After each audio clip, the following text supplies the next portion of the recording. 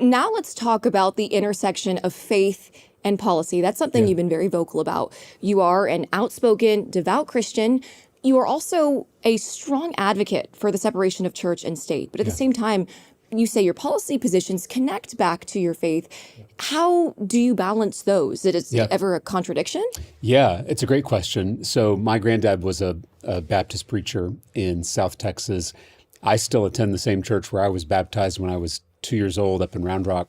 And so my faith is everything to me. I made the decision to go to seminary to study to become a minister myself one day.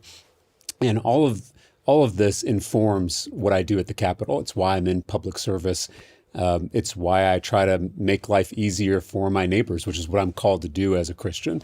And so I do that by trying to lower the cost of childcare, trying to lower the cost of prescription drugs, trying to fund our neighborhood public schools, reform our justice system. These are all the things I do to love my neighbor, which is exactly what I'm supposed to do as a believer. And so, yes, all of that is shaped by my faith. But at the same time, as a Christian, I know that the separation of church and state in our United States Constitution is designed not just to protect the state, but also protect the church.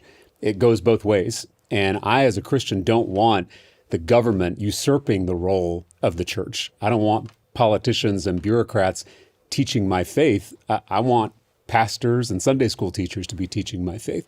So that sacred separation, that sacred boundary is being eroded by the Republican majority in the state legislature, which continues to push these Christian nationalist bills that violate the separation of church and state in our First Amendment. And so I feel like it's my obligation as a Christian to speak out against these perversions of my faith and these subversions of our democracy.